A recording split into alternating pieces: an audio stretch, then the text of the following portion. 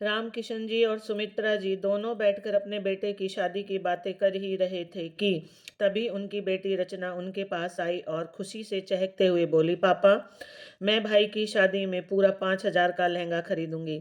मेरे भैया की शादी है, आखिर ये भी तो लगना चाहिए ना कि मैं दूल्हे की बहन हूँ। बेटी की बात सुनकर रामकिशन जी मुस्कुराते हुए बोले, ठीक है बेटा, मैं तुझे 5,000 रुपये दे दूंगा और तुम अपनी पसंद का लहंगा खरीद लेना, क्योंकि घर में शादी बार बार नहीं होती। आखिर मेरी बेटी भी किसी से कम थोड़ी ना है।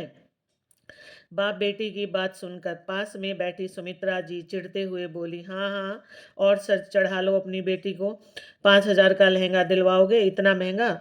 दिलाने की कोई ज़रूरत नहीं है। तुम्हारे लिए मैं बाजार से एक साड़ी लेकर आई थी, उसी का मैं घर पे लहंगा बना दूंगी।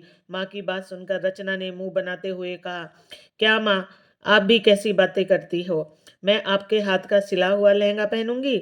लोग क्या कहेंगे कि भाई की शादी में इतना सड़ा हुआ लहंगा पहन रखी है। मैं आपके हाथ से सिला हुआ लहंगा बिल्कुल नहीं पहनने वाली। बोलकर रचना गुस्से से तमतमाकर कमरे से चली गई तो रामकिशन जी पास बैठी सुमित्रा जी से बोले, तुम क्यों मेरी बेटी को परेशान करती रहती हो? आखिर मैं इतना कमाता किस लिए हूँ? क्या अपनी बेटी की छोटी सी फरमाइश भी पूरी नहीं कर सकता?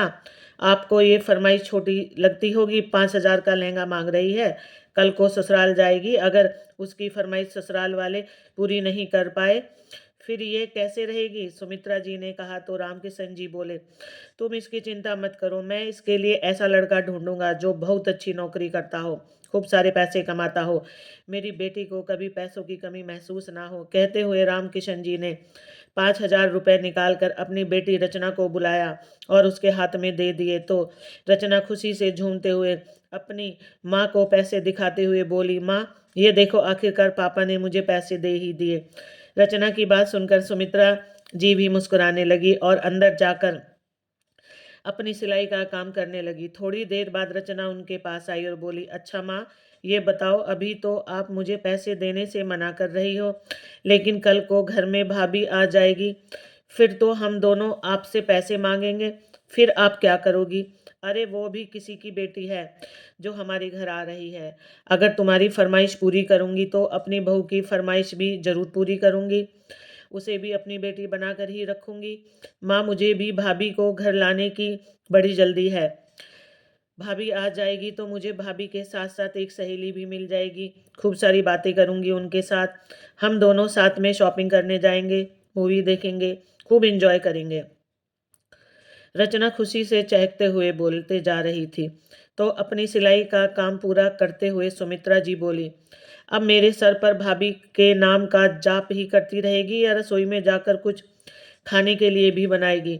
बड़ी तेज भूख लग रही है। हाँ ठीक है माँ, गोभी के परांठे बना लूँ क्या? मौसम भी बारिश वाला हो रहा है और आपको तो पता है मेरे हाथ में कितने टेस्टी पकोड़े बनते हैं। हाँ हाँ, तू अपने मुंह से ही अपनी तारीफ कर ले, किसी और को तारीफ करने का मौका ही मत देना। हंसते हुए सुमित्रा जी ने कहा तो रचना भी मुस्कुराते हुए रसोई में चली गई। समय अपनी गति से चल रहा था और आखिरकार रचना के भाई की शादी वाला दिन भी आ गया। रचना अपने भाई की बारात में भाई के साथ उसके ससुराल पहुंच गई और वहां अपनी भाभी रवीना को देखकर खुशी से बोली, भाभी, आप तो बहुत सुंदर लग रही हो, काला टीका लगा देती हूँ, कहीं नजर ना लग जाए।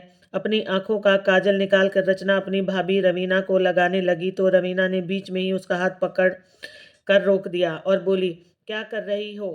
अभी पार्लर से तैयार होकर आई हूँ, ये काला टीका लगाकर मेरा सारा मेकअप खराब कर दोगी? और वैसे भी मैंने काला टीका लगाया है, तुम्हें लगाने की जरूरत नहीं है। कहते हुए उसने रचना का हाथ पीछे झटक दिया। थोड़ी देर के लिए तो रचना को अजीब सा लगा, लेकिन फिर बाद में सोचने लगी कि भाभी सच ही तो कह रही है, पार्लर से तैयार होकर आई है, कहीं काजल उसके चेहरे पर लग जाता तो पूरा मेकअप बिगड़ जाता। इसलिए अपनी भाभी को कुछ भी ना बोलकर रचना हंसते हुए बाहर आ गई। शादी के सारे रीति रिवाज पूरे हुए और अगले दिन सुबह रवीना अपने ससुराल की दहलीज पर गृह प्रवेश के लिए खड़ी थी तो सुमित्रा जी जल्दी से दौड़कर आई और बड़े ही लाड़ प्यार से अपनी बहू की आरती उतार कर उसे अंदर ले आई। उफ, ये घर कितना छोटा है, चारों तरफ से बंद है, इसमें तो हवा आने की कोई जगह भी नहीं है। मुंह बनाते हुए रवीना मन ही मन बड़बड़ाते जा रही थी। फिर अपनी नंद रचना से बोली, रचना, मेरा कमरा कौन सा है? मैं कौन से कमरे में बैठूंगी? मुझे मेरे कमरे में लेकर चलो। इधर तो मुझे बहुत गर्मी लग रही है। ठीक है भाभी, चलो, मैं आपके कमरे में लेकर चलती हूँ। भाभी का हाथ पकड़कर रचना ऊपर जाने लगी। तभी सुमित्रा जी उन्हें रोकते हुए बोली, अरे रचना, तू अपनी नई नवेली भाभी को कहाँ लेकर जा रही है? अभी तो नीचे बहुत सारी रस्में होनी बाकी हैं, पहले उनको हो जाने दो, फिर लेकर जाना भाभी को ऊपर। तो रवीना मुंह फुलाकर वापस नीचे आ गई और सुमित्रा जी से बोली, जो भी रस्म करनी है जल्दी से कर लीजिए, मुझे बहुत घुटन महसूस हो रही है। हाँ हाँ बहू, तुम भी थक गई होंगी, बस थोड़ी देर की बात है, फिर तुम भी अपने कमरे में जाकर आराम कर लेना। कहते हुए सुमित्रा जी ने आगे की रस्म शुरू की। थोड़ी देर में सारी रस्म हो जाने के बाद रचना अपनी भाभी को लेकर छत पर चली गई। छत पर बने कमरे में पहुंचते ही रवीना चारों तरफ देखने लगी और बोली, क्या इस कमरे में एसी नहीं है? मैं इतनी गर्मी में कैसे रहूंगी? तुम्हारे घर में कहीं भी एसी नहीं लगा है क्या? नहीं भाभी, मेरे घर में क्या, यहाँ तो पूरे गांव में किसी के इधर चले जाओ, आपको कहीं भी एसी नहीं मिलेगी। यहाँ पर किसी के घर में भी एसी नहीं है, सब इधर पंखे ही चलते हैं। किसी एक आध घर में कूलर मिल जाएगा। तो रवीना अपने सर से पल्लू को पीछे फेंकते हुए बोली, मैं भी कहाँ आकर फंस गई। एक तो ये घर इतना छोटा है, ऊपर से इस घर में कोई व्यवस्था भी नहीं है, इतनी गर्मी है, और घर में एक एसी भी नहीं है। अपनी भाभी को उसके कमरे छोड़कर रचना नीचे आ गई। शाम को रवीना अपने पति मोहन से बोली, मोहन, मेरे कमरे में एसी लगवा देना, बहुत गर्मी है तुम्हारे घर में, मैं इतनी गर्मी में नहीं रह सकती। तुम्हें पता है, मेरे मम्मी पापा ने सिर्फ मेरे लिए घर में एसी लगवाया था, मुझे एसी में रहने की आदत है। तो रवीना के पति मोहन ने हाँ में सर हिला दिया और अगले दिन सुबह होते ही मोहन अपनी माँ से बोला, माँ, रवीना को यहाँ बहुत घुटन महसूस हो रही है, उसके लिए एक एसी लगवानी होगी। तो सुमित्रा जी बोली, बेटा, अभी अभी हमने शादी में इतने सारे पैसे खर्च किए हैं, बहू के जेवर बनवाने में ही बहुत सारे पैसे खर्च हो गए। 2-4 महीने रुक जाओ, उसके बाद जब पैसे इकट्ठे हो जाएंगे तो तुम एसी खरीद लेना। तुम्हें तो अपने घर की परिस्थितियों का पता ही है, बेटा, कुछ भी तुमसे छुपा नहीं है। सुमित्रा जी ने अपने बेटे को समझाते हुए कहा। तो मोहन बोला, क्या माँ, अब मैं रवीना को किस मुंह से मना करूँगा कि मैं इस घर में एसी उसके लिए एक एसी भी नहीं खरीद सकता। छत पर खड़ी रवीना दोनों माँ बेटे की बातें सुनकर सीधे अपने कमरे में गई और जाकर अपनी माँ के पास फोन लगा दिया और बोली, माँ, इस घर में एक भी एसी नहीं है। सासू माँ से खरीदने के लिए कहा तो उन्होंने मना कर दिया। अब बताओ, आपने मेरी शादी गांव में कर दी, मैं इतनी गर्मी में कैसे रहूंगी? मेरा तो यहाँ दम घुट रहा है। तो उसकी माँ ने कहा, बेटा, तुम चिंता मत करो, अपने घर वापस आ जाओ, तुम्हारी माँ अभी जिंदा है, तुम्हें इस ऐसी गर्मी में नहीं रहने देगी। मैंने अपनी बेटी की शादी गांव में जरूर की है, लेकिन इसका मतलब ये नहीं कि तुम्हारे ससुराल वाले तुम्हें गांव की गवार ही समझ लेंगे। तभी पीछे खड़े मोहन ने रवीना और उसकी माँ की सारी बातें सुन ली। उसने जल्दी से रवीना के हाथ से फ़ोन लिया और बोला, अरे मम्मी जी, रवीना को उधर बुलाने की ज़रूरत नहीं है, मैं आज ही उसके लिए एसी खरीद कर लाता हूँ, आप चिंता मत कीजिए।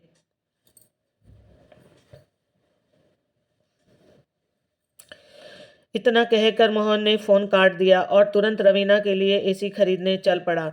नीचे आया तो उसकी बहन रचना ने कहा, भैया, कहीं जा रहे हो क्या? हाँ, मैं पास के शहर में एसी खरीदने के लिए जा रहा हूँ, पर आपकी तो अभी तक सैलरी भी नहीं आई है। कोई बात नहीं, मैं अपने दोस्तों से उधार ले लूँगा। इतना कहकर मोटरसाइकिल लेकर मोहन पास के ही शहर में एसी खरीदने के लिए चला गया। पीछे से उसके माता पिता उसे देखते रह गए। थोड़ी देर बाद मोहन एसी लेकर आया और सीधा छत पर चला गया। तो आंगन में बैठे रामकिशन जी सोचने लगे कि बहू को आए हुए एक दिन भी नहीं हुआ है और बेटे के रंग ढंग अभी से बदलने शुरू हो गए। उसने हमसे पूछना भी जरूरी नहीं समझा और जाकर एसी ले आया। खैर, अभी रामकिशन जी ने कुछ भी कहना ठीक नहीं समझा। इसी तरह से पूरा एक महीना निकल गया, लेकिन इस एक महीने में रवीना ने घर का एक भी काम नहीं किया। ज़्यादातर समय अपने कमरे में एसी चलाकर बैठी रहती और फ़ोन पर कुछ ना कुछ करती रहती। ना तो घर में वो किसी से बातें करती और ना ही किसी काम में हाथ बटाती। जैसे ही उसे ये लगता कि नीचे रसोई में खाना बन गया है, वैसे ही नीचे आकर खाना अपने कमरे में ले जाकर खा लेती। मोहन भी उससे कुछ नहीं कहता। पूरा दिन अपनी पत्नी के आगे पीछे डार्लिंग डार्लिंग करते हुए घूमता रहता। भाभी के आने से पहले तक तो रचना भी बड़ी ही नटखट और चंचल स्वभाव की थी, लेकिन जब से भाभी आई थी तब से उसकी भी बोलती बंद हो गई थी। अपनी माँ को पूरा पूरा दिन काम करते हुए देखती तो वो अपनी माँ के साथ कामों में हाथ बटाने लगती। एक दिन रचना के पिता रामकिशन जी ने कहा, सुमित्रा, बहू को घर में आए हुए एक महीना होने को आया है, लेकिन उसने तो अभी तक पूरी रसोई ठीक से देखी भी नहीं है कि कौन सी चीज कहाँ रखी है। अब घर में बहू आ गई है तो अपनी रसोई बहू को सौंप दो। क्या अब भी तुम रसोई में ही लगी रहोगी? आप ठीक कहते हो जी। आज से बहू से बात करके देखती हूँ। शाम को सुमित्रा बहू से बोली, बहू, आज से रसोई का काम तुम ही संभालना, मैं बाकी के काम देख लिया करूंगी और तुम्हारी नंद रचना रसोई में तुम्हारी मदद कर दिया करेगी। सास की बात सुनते ही रवीना चिल्लाते हुए बोली, क्या माँ जी, मैं रसोई में काम करूंगी और वो भी इतनी गर्मी में? मैंने अपने घर में एक रोटी तक नहीं बेली और इधर मैं 5-5 लोगों का खाना बनाऊंगी। तुम्हारा दिमाग तो ठीक है ना? मैं इतनी गर्मी में किसी के लिए खाना नहीं बनाने वाली हूँ। देख रही हो मेरे हाथों के नाखून को? अभी मायके से नेल एक्सटेंशन करवा कर आई हूँ। रोटियां बनाने में मेरे सारे नेल टूट जाएंगे। भाभी की बात सुनकर रचना बोली, क्या भाभी, आपको पता नहीं था कि ससुराल में जाकर काम भी करना पड़ेगा? तो इतने बड़े बड़े नेल्स एक्सटेंशन क्यों करवाए हैं? इनको तो आपको काटना ही पड़ेगा। माँ की भी उम्र हो गई है और एक ना एक दिन मैं भी शादी करके अपने ससुराल चली जाऊंगी, तो फिर तो घर के काम धाम और रसोई आपको ही संभालना है। तो क्यों ना अभी से आप संभाल लें, आपके लिए भी अच्छा होगा। रचना ने कहा तो रवीना गुस्से से बोली, बड़ी आई मुझे अच्छा बुरा बताने वाली। अपनी भाभी से बात करने की तमीज नहीं है और मुझे सिखाने की कोशिश कर रही है। आने दो तुम्हारे भैया को, आज उनसे तुम्हारी शिकायत लगाऊंगी, बोलकर रवीना बड़बड़ाते हुए अपने कमरे में चली गई। शाम को मोहन घर आया तो उनके हाथों में 2 बड़े बड़े पैकेट देखकर रचना बोली, भैया, पैकेट में क्या लेकर आए हो? तो मोहन बोला, पहले ऊपर से अपनी भाभी को बुला कर लाओ, उसके बाद पता चलेगा इन पैकेट में क्या है। तो रचना बेमन से अपनी भाभी को बुलाने कमरे में गई। रवीना बाथरूम में थी, इसलिए रचना उधर ही कुर्सी पर बैठकर भाभी के निकलने का इंतजार करने लगी। लेकिन जब रवीना बाथरूम से निकलकर आई तो अपने कमरे में रचना को बैठे हुए देखकर चिल्लाते हुए बोली, मेरे कमरे में क्या कर रही हो? अगर एसी की ठंडी हवा का इतना ही शौक है तो अपने माँ बाप से कहकर अपने लिए एक एसी क्यों नहीं लगा लेती हो? आ गई यहाँ एसी की ठंडी हवा खाने, चलो निकलो मेरे कमरे से। भाभी की बात सुनकर रचना की आंखों में आंसू आ गए। वो रोती हुई नीचे उतर आई तो मोहन खुद रवीना को आवाज लगाते हुए बोला, रवीना, तुमने मुझे फोन करके कहा था ना कि तुम्हें कचौरी, समोसे और जलेबियां खाने का मन हो रहा है, इसलिए देखो मैं तुम्हारे लिए सब कुछ खरीद कर आया हूँ। जलेबी तो देसी घी से बनी हुई हैं, बस तुम जल्दी से नीचे आ जाओ। मोहन की आवाज़ सुनकर रवीना ने ऊपर से ही कहा, एक काम करो मोहन, सारा सामान ऊपर ही ले आओ, मैं नीचे नहीं आ रही हूँ। नीचे बहुत गर्मी है, एसी में बैठकर खाएंगे। पत्नी की बात सुनकर मोहन दोनों पैकेट लेकर ऊपर चला गया। सुमित्रा जी अपनी बेटी को रोते हुए देखकर बोली, क्या हुआ बेटी, तुम रो क्यों रही हो? किसी ने कुछ कहा है क्या? माँ, आपको दिखाई नहीं देता भैया शादी के बाद कितने बदल गए हैं? पहले तो कुछ भी सामान लाते थे, सबसे पहले मुझे खाने के लिए पूछते थे, लेकिन अब तो उन्होंने मुझे पूछा भी नहीं, सारा सामान ऊपर ले गए। क्या तुम्हें नहीं पता है मुझे कचौरियाँ कितनी ज़्यादा पसंद है? मैंने तो सोचा था घर में भाभी आएगी तो मुझे एक मेरी नई सहेली मिल जाएगी, लेकिन भाभी तो मुझसे ढंग से बात ही नहीं करती। भाभी के कमरे में जाओ तो भाभी अपने कमरे से भगा देती है। बेटे का बदला हुआ स्वभाव सुमित्रा जी और उनके पति रामकिशन जी भी देख चुके थे। बहुत दिनों से बहू बेटे के इस तरह के व्यवहार को बर्दाश्त कर रहे थे। उधर कचौरी और जलेबी खाते हुए रवीना ने अपने पति मोहन से कहा, सुनिए जी, मुझे गांव में अच्छा नहीं लगता। एक काम करते हैं, जहां तुम्हारी नौकरी है उधर एक बड़ा सा घर खरीद लेंगे। हम दोनों उसी घर में रहेंगे, क्योंकि तुम्हारे यहाँ से जाते ही तुम्हारी माँ और बहन मुझसे झगड़ा करती रहती हैं। अब मैं उन्हें और बर्दाश्त नहीं कर सकती। रवीना ने झूठे आंसू बहाते हुए कहा तो मोहन गुस्से से बोला, क्या उनकी इतनी जो मेरे पीछे से तुम्हारे साथ झगड़ा करें? अभी नीचे जाकर समझाता हूँ उन्हें। वो गुस्से से नीचे जाने लगा तो रवीना बोली, सुनिए, पहले मेरी बात तो सुनकर जाइए। कल ही तुम्हारे पिताजी माँ से बात कर रहे थे कि रचना की शादी के लिए उन्हें एक रिश्ता देख रखा है। लड़का नौकरी कर रहा है, सब मिलकर के शादी 10 लाख तक हो जाएगी। तो माँ ने कहा कि 10 लाख रुपए तो बहुत ज़्यादा हैं, हम कहाँ से इतने सारे पैसे लाएंगे? तुम चिंता क्यों कर रही हो सुमित्रा? मैंने अपनी बेटी की शादी के लिए एफडी कर रखी थी, तुम्हें शायद भूल गई हो। उसको उस एफडी को शादी में तुड़वा देंगे और धूमधाम से अपनी बिटिया की शादी करेंगे। क्या पिताजी ने रचना के नाम पर 10 लाख की एफडी कर रखी है? और मुझे पता भी नहीं है। और नौकरी वाला लड़का देखने की क्या जरूरत है? कोई ऐसे ही नॉर्मल लड़का देखकर शादी कर देंगे, ताकि पैसे भी बच जाएंगे। मैं उन्हें इतने पैसे हरगिज नहीं लगाने दूंगा। कहते हुए मोहन गुस्से से बड़बड़ाते हुए नीचे ही आ रहा था कि तभी नीचे से उसकी माँ सुमित्रा जी की आवाज आई, मोहन बेटा, जल्दी नीचे आओ। देखो तुम्हारे पिताजी को क्या हो गया है, कुछ बोल भी नहीं रहे हैं। जल्दी से उन्हें डॉक्टर के पास लेकर चलो। मोहन नीचे आया तो देखा उसके पिताजी जमीन पर बेहोश पड़े हुए हैं। सुमित्रा जी और रचना उनके हाथ पांव को मसल रही थी। उनके दिल का दौरा पड़ा था। अस्पताल ले जाने से पहले ही रामकिशन जी इस दुनिया को छोड़कर जा चुके थे। सुमित्रा जी और रचना का रो रो कर बुरा हाल था, लेकिन बहू की आंख से एक आंसू भी ना निकला। 13वीं होने के दूसरे दिन ही मोहन और रवीना सुमित्रा जी के पास आकर बोले, माँ, रवीना ने रचना के लिए एक लड़का देखा है। अगर उसे रचना पसंद आ गई तो हम शादी की बात आगे बढ़ाएंगे। बेटे की बात सुनकर सुमित्रा जी अचंभित होकर अपने बेटे बहू की तरफ देखने लगी और बोली, बेटा, कैसी बातें कर रहे हो? अभी तुम्हारे पिताजी को गए हुए 1 महीना भी नहीं हुआ और तुम घर में शादी ब्याह करने की बात कर रहे हो। तभी उनकी बहू रवीना चिल्लाते हुए बोली, तो क्या करें? एक तो हम अपने बेटे बहू होने का फर्ज निभा रहे हैं, तुम्हारी बेटी की शादी की सारी जिम्मेदारी अपने कंधों पर ले रहे हैं। बूढ़ा तो तुम्हें और तुम्हारी बेटी को हमारे सर माथे छोड़कर चला गया।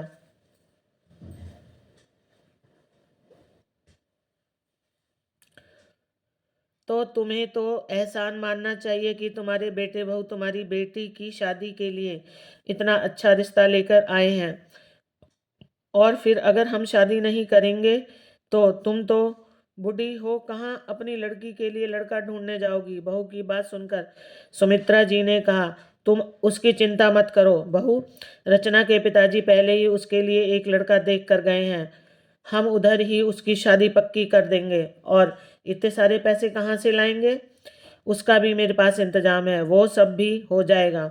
सुमित्रा जी की बात सुनकर बेटे बहू उनके कमरे से तो चले गए, लेकिन बाहर जाकर रवीना अपने पति से बोली कि ये बुढ़िया हमें उन्हीं 10 लाख की धमकी दे रही है जो मैं आपको बता रही थी, और उसी की एकड़ में वो हम दोनों से ऐसे बातें कर रही है। तो मोहन ने कहा, तुम चिंता मत करो रवीना, मैं 10 लाख रुपए रचना की शादी में खर्च नहीं होने दूंगा। उन पैसों से हम अपने लिए घर खरीदेंगे। तभी रवीना मुंह बनाते हुए बोली, हाँ जी, वो सब तो ठीक है, लेकिन अगर बुढ़िया से पैसे निकलवाने हैं तो हमें थोड़ा आराम से काम लेना होगा। हाँ, तुम सही कह रही हो रवीना, अगर हम लड़ झगड़ कर माँ से पैसे मांगेंगे तो वो हमें हरगिज नहीं देगी, मीठी छुरी चलानी ही पड़ेगी। दूसरे दिन ही मोहन अपनी माँ के पास आकर बोला, माँ ठीक है, आप यहाँ जहाँ कह रही हो मैं उधर ही रचना की शादी कर दूंगा, लेकिन उसके लिए पैसे का इंतजाम पहले से रखना पड़ेगा। अब आपके पास जो भी पैसा है मुझे दे दो ताकि मैं आगे की तैयारी कर सकूं। बहू भी आगे पीछे घूमने लगी। बेटे बहू के बदले हुए स्वभाव को देखकर सुमित्रा जी को लगा शायद पिताजी के जाने की वजह से बेटे बहू के व्यवहार में बदलाव आ गया है और वो धोखे से में आकर एफडी के कागज बेटे को दे दिए। तो बेटी बहू की खुशी का तो ठिकाना ही नहीं रहा। मोहन एफडी को तोड़वाकर अपने अकाउंट में पैसे जमा कर लिए। कुछ दिन बीत जाने के बाद सुमित्रा जी बोली, बेटा क्या हुआ, रचना के रिश्ते के लिए उन लोगों के घर नहीं गए क्या, जहाँ तुम्हारे पिताजी ने रचना के रिश्ते की बात की थी? नहीं माँ, मैं अभी नहीं जा पाऊंगा, कल मुझे बहुत ज़रूरी काम है। जब भी सुमित्रा जी शादी की बात आगे बढ़ाने के लिए कहती तो मोहन कोई ना कोई बहाना बनाकर टाल देता। एक दिन मोहन के साथ घर में दो व्यक्ति आए तो मोहन उनके साथ बैठकर कुछ बातचीत कर रहा था। तभी रचना उन सबके लिए चाय नाश्ता लेकर आई। तो वो दोनों व्यक्ति कुछ कागजात पर दस्तखत कराने के बाद मोहन के से हाथ मिलाकर बोल रहे थे, मोहन जी, अब ये घर मेरा हुआ और ये लीजिए पैसे, जितने आपने कहे थे वो पूरे के पूरे दिए हैं आपको। आपके पास 10 लाख का 10 दिन का समय है इस घर को खाली करने का। तब तक आप इसे खाली कर देना, उसके बाद हम इसको तोड़वाकर अपना एक नया घर बनाएंगे। तभी उनकी बातें सुनकर रचना चिल्लाते हुए कमरे में आई और बोली, क्या भैया तुमने माँ का घर बेच दिया? तुम ऐसा कैसे कर सकते हो? माँ बाबूजी के घर को बेच कैसे सकते हो? रचना की आवाज़ सुनकर सुमित्रा जी भी कमरे में आ गई और घर बेचने की बात सुनकर दरवाजे पर ठगी सी खड़ी रह गई। फिर थोड़ी हिम्मत करके बोली, बेटा अपनी ही माँ के साथ तुम इतना बड़ा धोखा कैसे कर सकते हो? घर बेचने से पहले तुमने मुझे एक बार बताया भी नहीं? क्या इस घर में मेरा कोई हिस्सा नहीं था जो तुमने मुझे बिना पूछे ही इस घर को बेच दिया? तो बाहर से आए हुए दोनों लोग उठकर बाहर चले गए। उनके जाते ही मोहन अंदर आया और रचना के गाल पर एक जोरदार तमाचा चढ़ते हुए बोला, तुम्हें किसने कहा था बीच में बोलने के लिए? तो सुमित्रा जी अपने बेटे का ऐसा रूप देखकर दंग रह गई। बेटा, तुम्हें जरा भी शर्म नहीं आई अपनी बहन पर हाथ उठाते हुए? अरे, आप लोगों को शर्म नहीं आती? 4 लोगों के बीच में बोलते हुए मैं जब बाहर वाले लोगों के साथ बात कर रहा था तो आपको बीच में बोलने की क्या जरूरत थी? कुछ तमीज और संस्कार तो हैं नहीं? बेटे की बात सुनकर सुमित्रा जी ने कहा, लेकिन बेटा, रचना ने गलत भी क्या कहा? तुमने उसके माता पिता का घर बेचा है तो क्या वो तुम्हें कुछ भी नहीं कह सकती? उसका इस घर में पूछने का कोई अधिकार नहीं है। मैं इस घर का बेटा हूँ, इस घर के साथ कुछ भी करूँ। मोहन ने वो चिल्लाते हुए कहा। तो सुमित्रा जी बोली, बेटा मेरे जीते जी तुम मेरी बेटी और मेरे साथ ऐसा वैसा कुछ भी नहीं कर सकते। तो माँ को धक्का देते हुए मोहन बोला, क्या कर लोगी तुम? मैंने घर बेच दिया, कुछ कर पाई तुम? माँ बेटी और तुम लोगों के पैसे लेकर शहर में अपने लिए घर खरीद लिया, उसका भी तुम लोगों लोग कुछ कर पाए? नहीं ना? क्या तुमने शहर में घर खरीद लिया और हमें बताया भी नहीं? तभी मुस्कुराते हुए रवीना आई और बोली, तुम लोगों को बताकर क्या करना था? हम दोनों ने अपने लिए शहर में घर खरीदा है, कुछ पैसे कम पड़ रहे थे तो इस घर को बेच दिया। अब आराम से हम अपने शहर में के घर में रहेंगे, जहाँ सारी सुख सुविधाएं होंगी, किसी चीज़ की कमी नहीं होगी। इस छोटे से घर में मेरा बड़ा दम घुटता था। और हाँ, तुम लोग ये उम्मीद मत करना कि हम अपने नए घर में तुम दोनों को लेकर जाएंगे। अपना कहीं और रहने का इंतजाम देख लेना। बहू की बात सुनकर सुमित्रा जी रोते हुए कहा, बहू तुम्हारे लिए ये छोटा घर होगा, पर मेरे लिए तो पूरी जिंदगी भर की जमा पूंजी थी। तुम लोगों ने मेरे ही घर को बेचकर अपना घर खरीद लिया। ये तुमने अच्छा नहीं किया। अब हम कहाँ जाएंगे, क्या करेंगे? मेरी बसी बसाई घर गृहस्थी उजाड़ कर तुमने बहुत बुरा किया है बेटा। सुमित्रा जी रोए जा रही थी। तभी रवीना ने कहा, माँ जी, हमें अच्छी बुरी चीज मत समझाओ। मैं इन सारी बातों को नहीं मानती हूँ। मैं तो बस आगे बढ़ना जानती हूँ, फिर उसके लिए चाहे मुझे कुछ भी करना पड़े। रचना अभी तक खड़ी खड़ी रो रही थी। तभी रवीना उसके पास जाकर बोली, बड़ी आई थी नौकरी वाले लड़के से शादी करने वाली, अब आराम से बुढ़ापे तक अपनी माँ के साथ रहना। शादी करने की तो बात दूर, कोई बिना छत के तुम्हें पसंद तक नहीं करेगा। तभी बाहर ट्रक की आवाज़ आई तो मोहन फटाफट अपना घर का सामान, सारा सामान ट्रक में भरने लगा। तो सुमित्रा जी रोते हुए बोली, बेटा तुमने ये ठीक नहीं किया। अब हम माँ बेटी कहाँ जाएंगी, क्या खाएंगी, कैसे अपना और अपनी बेटी का पेट भरूंगी? हमें भी अपने साथ उसी घर में ले चलो। तभी रवीना उनके हाथ से एक कटोरा थमाते हुए बोली, लो माँ जी, इसको लेकर दोनों माँ बेटी सड़क पर निकल जाना। पूरे दिन भर में इतना पैसा तो मिल ही जाएगा कि अपना और अपनी बेटी का पेट भर सको। अगर किसी दिन पेट ना भरे तो मेरे दरवाजे पर भीख मांगने के लिए आ जाना। मैं तुम्हें भरपेट खाना तो खिला ही दूंगी, ताकि इसी बहाने बाहर से मेरे घर की देख लोगी। बहू की बातें सुनकर सुमित्रा जी फूट फूट कर रो पड़ी। अपनी माँ को इस तरह रोते हुए देख रचना ने अपने आंसू पोंछे और अपनी भाभी से बोली, भाभी आज तुमने हमें घर से बेघर कर दिया, पर देखना एक दिन मैं तुमसे भी बड़ा घर बनाकर रहूंगी। आज तुम मेरी माँ को खून के आंसू रुला रही हो, एक दिन तुम भी मेरी माँ की तरह रहोगी। आज मेरी माँ के पास घर नहीं, किसी दिन ऐसा होगा कि तुम्हारे पास भी घर नहीं होगा। तो रवीना चिल्लाते हुए बोली, तुम्हारे कहने से कुछ नहीं होगा। फिलहाल तो तुम दोनों माँ बेटी रोड पर खड़ी हो। तुम क्या अपने लिए शहर में घर बनाओगी? घर के बाहर खड़ी हुई सुमित्रा जी और रचना भाई भाभी को जाते हुए देखते रह गई। ना तो अब घर उनका रहा और ना ही कोई रिश्ता।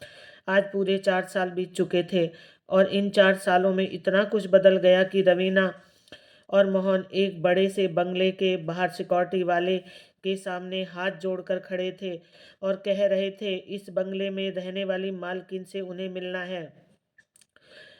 वो उन्हें बहुत अच्छे से जानती हैं। एक बार मुझे उनसे मिलने दो। मैं तो एक सिक्योरिटी वाला अंदर गया और बोला, मैडम आपसे बाहर 2 लोग मिलने आए हैं। तो घर की मालकिन सीसीटीवी कैमरे में बाहर मिलने आए लोगों को देखने लगी और देखते ही गुस्से से आग बबूला होते हुए बोली, जो लोग मुझसे मिलने आए हैं उनको धक्के मार कर घर से निकाल दो और कहना, इस घर की मालकिन उन दोनों को नहीं जानती और दोबारा से मेरे घर में के बाहर नहीं दिखने चाहिए।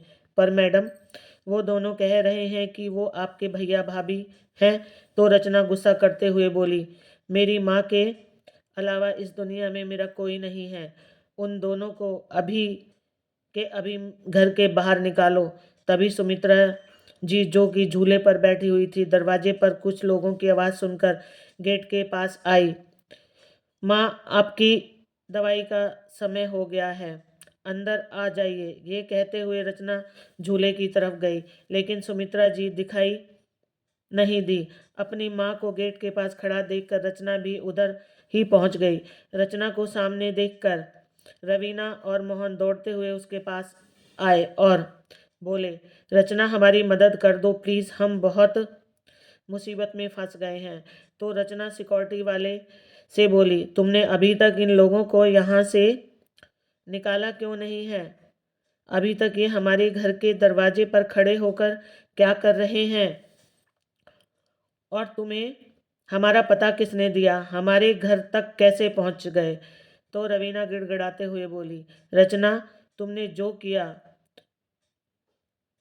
उसी के कर्मों का फल हमें मिल रहा है। हम शहर में अपने घर में 1 साल भी सुकून से ना रह पाए, और जिसने हमें घर बेचा था, पता चला उसने हमारे साथ बहुत बड़ा फ्रॉड किया है।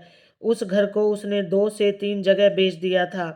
कोर्ट ने हमें उस घर को खाली करने का आदेश दे दिया, ताकि एक घर के 3 मालिक हों, ऐसा संभव नहीं होता। पिछले 3-4 साल से हम किराए के घर में रह रहे हैं, जैसे तैसे अपनी नौकरी के सारे खर्चे चला रहे हैं। शहर के खर्चे तो तुम्हें पता ही हैं, बड़ी मुश्किल से घर खर्चा निकाल पा रहे थे। लेकिन तभी एक दिन अचानक से मोहन की तबीयत खराब हुई। हॉस्पिटल में भर्ती कराया तो पता चला उसके पेट में बहुत बड़ी पथरी है। ऑपरेशन करने में हमारे बच्चे कुचे सारे पैसे खर्च हो गए। अब तो खाने के लिए भी लाले पड़े हैं। हमारी कुछ मदद कर दो रचना। तुम तो इतने बड़े घर की मालकिन हो, तुम्हारे पास इतना पैसा है, क्या तुम अपने भैया भाभी की मदद नहीं कर सकती? पहली बात तो तुम ये बताओ कि तुम्हें हमारे घर का पता किसने दिया? रचना ने कहा तो रवीना बोली, जब मैंने अस्पताल में मोहन को एडमिट करा रखा था, तो मैंने तुम्हें और माँ जी को उसी अस्पताल के सबसे बड़े डॉक्टर राजीव कटेवा के साथ कार में बैठते हुए देखा था। आसपास के लोगों से पूछा तो स्टाफ ने बताया कि वो इस शहर के सबसे बड़े डॉक्टर राजीव कटेवा की वाइफ हैं। डॉक्टर राजीव जिस रास्ते से आते थे, उसी रास्ते में एक छोटा सा घर इन माँ बेटी का भी था। रचना अपनी कॉलोनी के छोटे छोटे बच्चों को ट्यूशन पढ़ाती थी, घर के काम करती और माँ को संभालने के साथ सिलाई भी करती, और जब माँ बीमार होती तो इसी अस्पताल में उन्हें दिखाने के लिए लाती।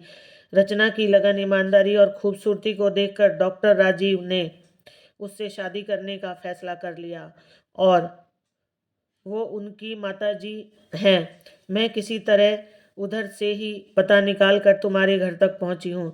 सुमित्रा जी बहू की बात सुनकर अंदर से एक कटोरा लेकर आई और बहू के हाथ में थमाते हुए बोली, वैसे तो तुम दोनों हट्टे कट्टे हो, कहीं भी मजदूरी करके अपना पेट पाल सकते हो, लेकिन भिखारी की तरह मेरे सामने हाथ फैला रहे हो, तो ये कटोरा ले लो और सड़क पर बैठ जाओ। इतने पैसे तो मिल ही जाएंगे कि जिससे तुम्हारा पेट भर जाए। माँ, आप तो मुझे शर्मिंदा कर रही हैं। नहीं भाभी, इसमें शर्मिंदा करने वाली क्या बात है? ये तो समय का खेल है। मैंने आपसे कहा था ना कि एक दिन शहर में मेरा भी बड़ा घर होगा। तो देख लो भाभी, मेरा घर कितना बड़ा है। आपने हम दोनों माँ बेटी को सड़क पर भीख मांगने के लिए छोड़ दिया था, लेकिन देखो आज तुम दोनों भीख मांग रहे हो, और मेरी माँ रानी महारानी की तरह मेरे साथ घर में रह रही है। रचना की बात सुनकर आज रवीना शर्म के मारे जमीन में गड़ी जा रही थी। बोला मोहन बोला, माँ आप ही रचना को समझाइए ना, अपने भाई भाभी के साथ किस तरह का बर्ताव कर रही है। क्या हमारा कोई रिश्ता नहीं है? रचना कुछ भी कहे, फिर भी मैं हूं तो उसका भाई ना। तभी सुमित्रा जी मोहन के गाल पर एक जोरदार तमाचा जड़ते हुए बोली, कौन सा भाई, कैसा भाई? अरे तू तो भाई कहलाने के लायक भी नहीं है। ना तो तू अच्छा भाई है और ना ही अच्छा बेटा है। हम दोनों माँ बेटी को बेघर करके छोड़ आया था और आराम से अपनी पत्नी को लेकर शहर चला गया था।